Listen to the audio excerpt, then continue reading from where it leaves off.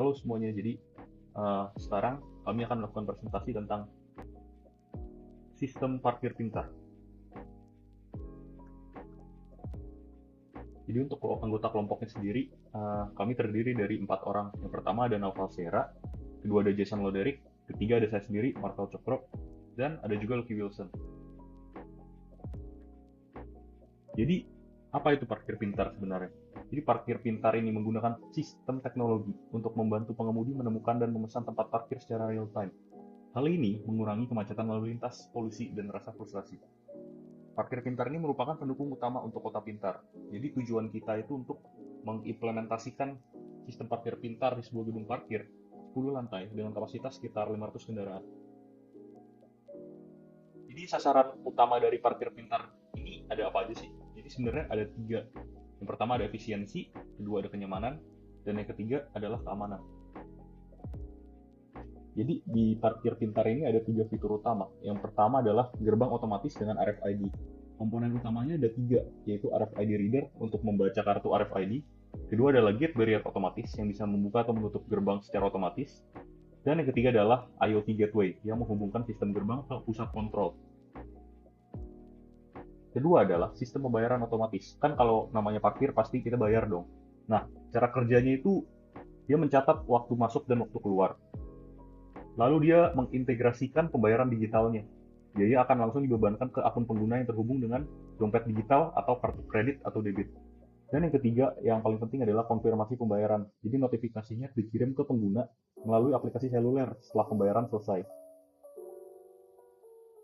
Yang ketiga adalah teknologi ANPR, yaitu Automatic Number Plate Recognition. Komponen utamanya ada 3 juga, yaitu kamera HD untuk menangkap gambar plat. Kedua ada database system untuk memproses data plat nomor untuk mencocokkan dengan kendaraan yang terdaftar. Dan yang ketiga, yang sebelumnya sudah disebutkan, ini terhubung juga dengan IoT Gateway, yaitu menghubungkan data ke pusat kontrol. Nah, selain 3 fitur utama tadi, kita juga ada 4 fitur lanjutan. Yang pertama adalah sistem panduan parkir, yaitu sensor untuk mendeteksi ketersediaan, lalu datanya ditampilkan melalui layar LED.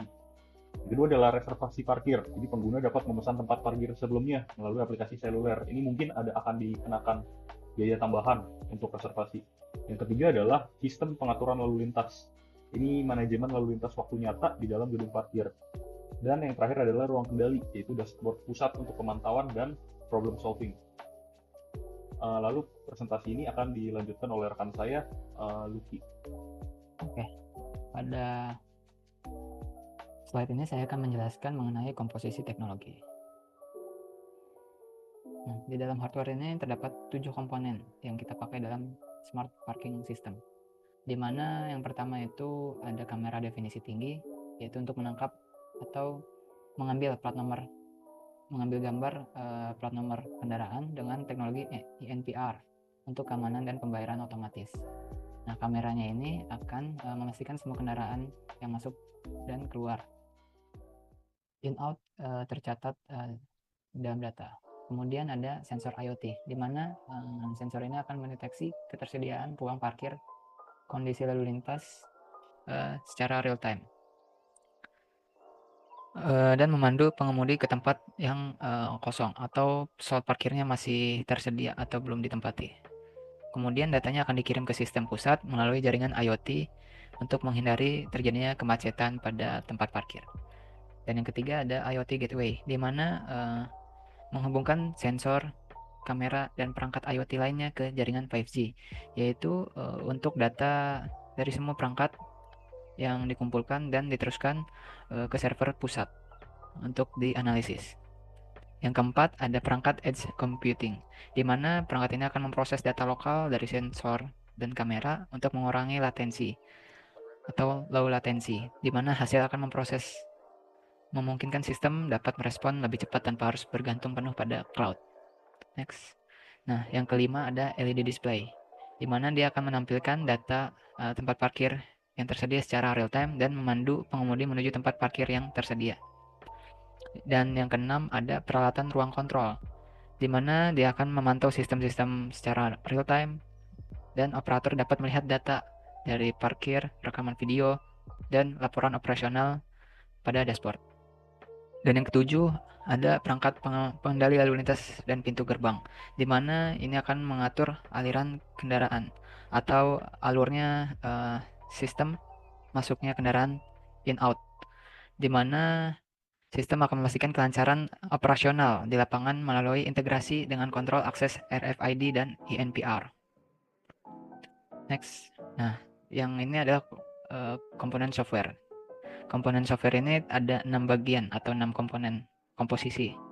Yang dimana yang pertama sistem manajemen parkir, yang nantinya akan mengintegrasikan semua fitur seperti kontrol gerbang, pembayaran, dan panduan parkir. Data dari perangkat keras dikumpulkan untuk memastikan operasional tetap efisien. Yang kedua ada mobile apps. Nanti ini akan digunakan oleh user atau pengguna. Melalui aplikasi memungkinkan pengguna memesan tempat parkir dan memeriksa ketersediaan dan membayar secara digital untuk mengurangi atau mempercepat proses mendapatkan tempat parkir. Yang kemudian pengemudi juga dapat menggunakan navigasi untuk menemukan slot parkir mereka. Dan yang ketiga itu ada INPR software, di mana untuk mengenali dan mencatat plat nomor secara otomatis menggunakan kamera definisi tinggi, dan hal ini mendukung keamanan serta otomatisasi pembayaran tanpa interaksi manual. Next. Yang keempat ini ada traffic management software, di mana menganalisis alur lalu lintas secara real time untuk mencegah kemacetan. Dengan data ini dari sensor dan kamera ini, sistem akan memberikan panduan ke area tempat parkir yang tersedia atau slotnya masih kosong. Yang kelima itu ada cloud service, di mana data seperti rekaman video, laporan penyimpanannya itu akan ditaruh di cloud untuk dapat mempermudah akses kapan saja bisa dibuka. Kemudian ada layanan ini memungkinkan analitik yang canggih untuk memantau dan meningkatkan kinerja pada sistem smart parking ini. Kemudian yang terakhir, yang keenam, ada cyber security solution, di mana dia akan memberikan sistem keamanan untuk melindungi jaringan 5G dan perangkat IoT dari ancaman digital. Data ini akan dienkripsi dan dilengkapi dengan firewall serta autentikasi untuk mencegah akses yang bisa dibilang tidak sah atau akses luar dari smart parking system ini.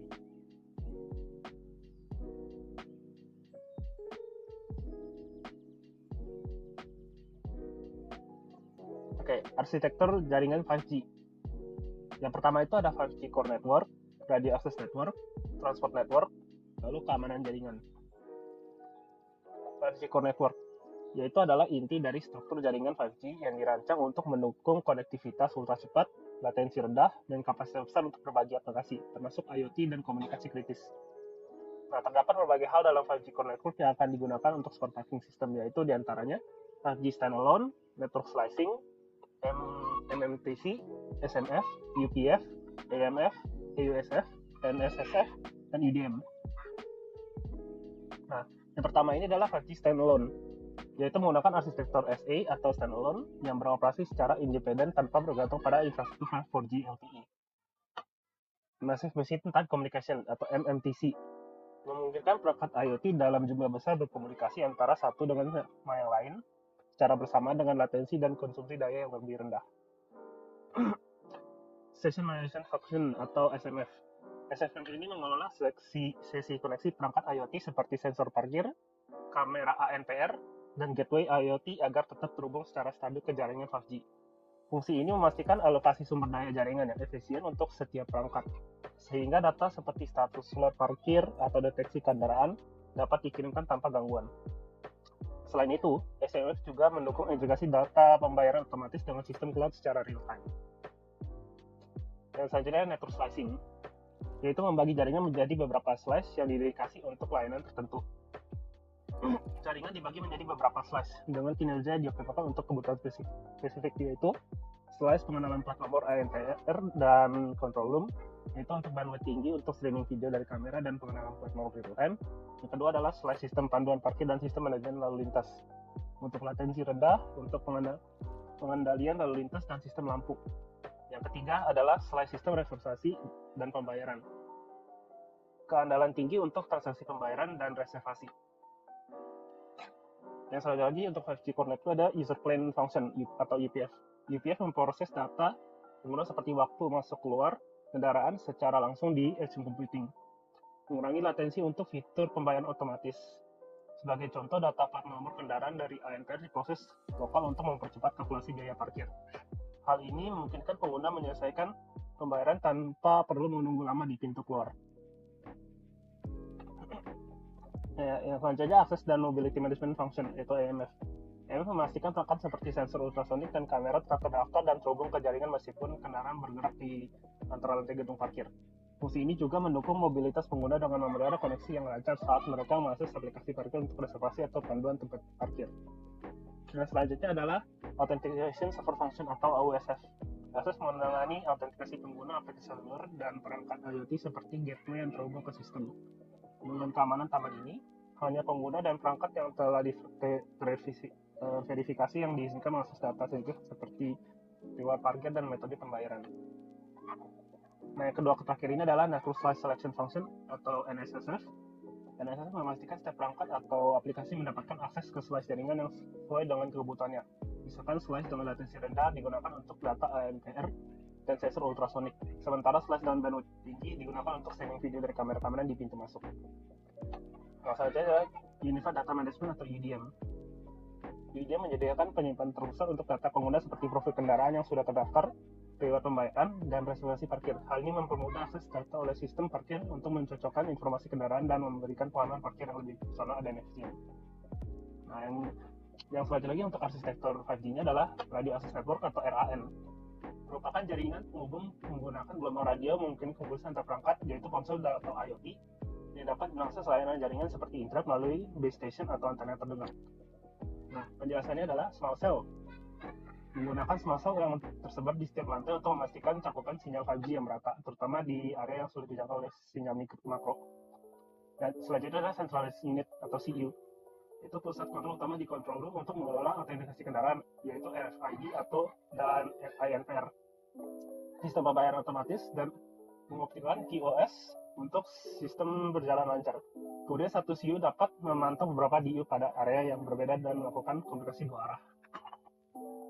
Misalnya DU, Distribution Unit, memastikan pembayaran sinyal dan kontrol perangkat di lapangan yang membutuhkan latensi rendah, seperti data melalui sistem gerbang otomatis, data sensor ultrasonik, pemantauan slot parkir, dan sistem pemandu lalu lintas untuk reservasi melalui aplikasi seluler agar pergerakan kendaraan tetap lancar. Kemudian satu DU dapat mengendalikan beberapa RU dengan perangkat spesifik di lokasi tertentu. Data dari RU dikirim ke DU untuk memproses melalui komunikasi dua arah. Nah, arsitektur yang selanjutnya adalah Transport Network. Itu merupakan infrastruktur jaringan yang menghubungkan elemen-elemen utama seperti Radio Access Network atau RAN, Core Network, dan pusat data untuk memastikan pengiriman data yang cepat, andal, dan efisien. Nah, ini terdapat dua yang dipakai, yaitu fiber optic dan transfer protocol. Fiber optic itu menggunakan fiber optic untuk koneksi backhaul, memastikan bandwidth tinggi dan latensi rendah antara small cell dengan 5G Core Network. Yang keduanya ini adalah transfer protocol, mendukung protokol seperti ECPRE, Enhanced Common Product Radio Interface, untuk memastikan efisiensi dalam transfer data dan pemrosesan sinyal. Nah, arsitektur terakhir adalah keamanan jaringan. Pada teknologi 5G adalah serangkaian mekanisme dan protokol yang dirancang untuk melindungi data pengguna dan infrastruktur jaringan dari ancaman dari serangan cyber. End-to-end encryption, yaitu semua data yang dikirim termasuk plat nomor kendaraan diproses dengan enkripsi end-to-end. Yang kedua adalah firewall anomaly detection system dan auditing. Selain enkripsi end-to-end, jaringan akan dilengkapi dengan firewall tingkat lanjut, sistem deteksi anomali untuk perangkat IoT, dan audit keamanan berkala untuk mengidentifikasi serta mengatasi potensi kerentanan. Yang ketiga adalah Zero Trust Architecture, menerapkan kebijakan di mana semua perangkat dan pengguna harus diverifikasi secara menyeluruh sebelum mendapatkan akses ke sistem. Yang terakhir adalah Regulatory Compliance. Sistem ini dirancang untuk mematuhi regulasi regional yang relevan, termasuk kebijakan perlindungan data, penggunaan pengguna dan data pengguna seperti standar keamanan IoT.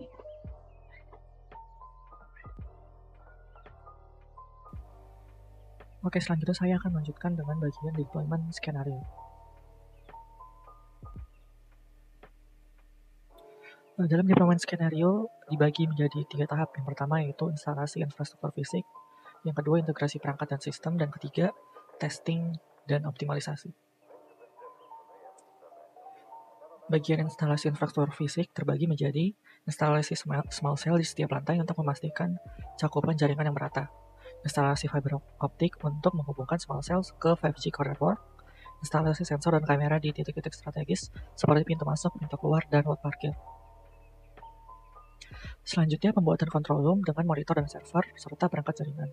Lalu, instalasi panel surya sebagai sumber daya tambahan untuk perangkat IoT, dan instalasi LED display yang memandu pengemudi ke tempat parkir. Selanjutnya adalah integrasi perangkat dan sistem.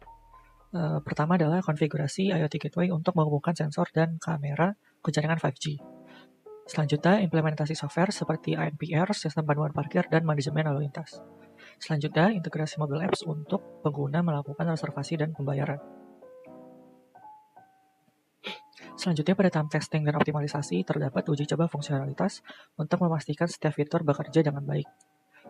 Dilanjutkan dengan pengujian kualitas jaringan untuk mengukur performa berdasarkan parameter cost, dan optimalisasi berdasarkan hasil pengujian untuk meningkatkan kinerja sistem secara keseluruhan. Selanjutnya adalah quality of service atau cost. Quality of service atau cost adalah serangkaian mekanisme dan teknik yang digunakan untuk mengelola dan menjamin kinerja layanan jaringan, khususnya dalam memastikan bahwa berbagai jenis lalu lintas data memenuhi persyaratan kinerja yang berbeda. Dalam konteks arsitektur jaringan end-to-end 5G, quality of service memainkan peran penting untuk mendukung beragam aplikasi dan layanan dengan kebutuhan kinerja yang bervariasi, seperti latensi rendah untuk aplikasi real-time, bandwidth tinggi untuk streaming video, dan keandalan tinggi untuk komunikasi kritikal. Cost parameter. Di sini kami membagi cost parameter menjadi 3 slice. Yang pertama adalah slice ANPR dan control room. Yang kedua adalah panduan parkir dan sistem manajemen lalu lintas. Yang ketiga adalah reservasi dan pembayaran. Slice pengenalan plat nomor, ANPR, dan control loop. Kebutuhan, bandwidth tinggi untuk streaming video dari kamera dan pengenalan plat nomor real time. Bandwidth 400 Mbps untuk mendukung streaming video dari kamera HD real time. Throughput 350 Mbps rata-rata untuk data monitoring analitik. Latensi kurang dari 10 milisekund untuk memastikan pengenalan plat nomor dan traffic data secara instan. Jitter kurang dari 2 milisekund untuk stabilitas streaming video dan tampilan data visual. Packet loss kurang dari 0,1% untuk menjaga akurasi data pengenalan plat nomor dan kualitas data analitik. Slice sistem panduan parkir dan sistem manajemen lalu lintas. Kebutuhan, latensi rendah untuk pengendalian lalu lintas dan panduan visual data parkir secara real time. Bandwidth 60 Mbps untuk kontrol lampu lalu lintas dan sinyal arah. Throughput 50 Mbps rata-rata untuk data lalu lintas. Latensi kurang dari 5 milisekund untuk memastikan pengaturan lalu lintas cepat dan update tempat parkir secara real time. Jitter kurang dari 2 milisekund untuk stabilitas sinyal kontrol dan data sensor. Packet loss kurang dari 0,3% untuk memastikan keputusan pengendalian lalu lintas dan data yang dikirim dari sensor ke sistem pusat akurat. Slice sistem reservasi dan pembayaran. Kebutuhan, keandalan tinggi untuk transaksi pembayaran dan reservasi. Bandwidth 25 Mbps per 100 transaksi secara simultan. Throughput 22 Mbps rata-rata untuk pemrosesan transaksi. Latensi kurang dari 20 milisekund untuk memastikan pengalaman pengguna yang baik saat melakukan transaksi. Jitter kurang dari 5 milisekund untuk stabilitas proses pembayaran. Packet loss kurang dari 0,05% untuk menjaga keamanan dan integritas data pembayaran. Cost teknik. Yang pertama adalah traffic shaping, yaitu mengontrol aliran data untuk mencegah kemacetan jaringan, terutama pada jam sibuk seperti pagi dan sore. Yang kedua adalah bandwidth reservation, memesan bandwidth khusus untuk layanan kritis seperti ANPR dan sistem manual parkir. Yang ketiga adalah paket prioritization, yaitu memberikan prioritas tinggi pada paket data yang terkait dengan layanan real-time seperti sistem manual parkir dan pengenalan plat nomor. Yang keempat adalah congestion management, yaitu menggunakan kebijakan manajemen antrean untuk mengatur lalu lintas data di jaringan. Sekian presentasi dari kelompok kami. Terima kasih.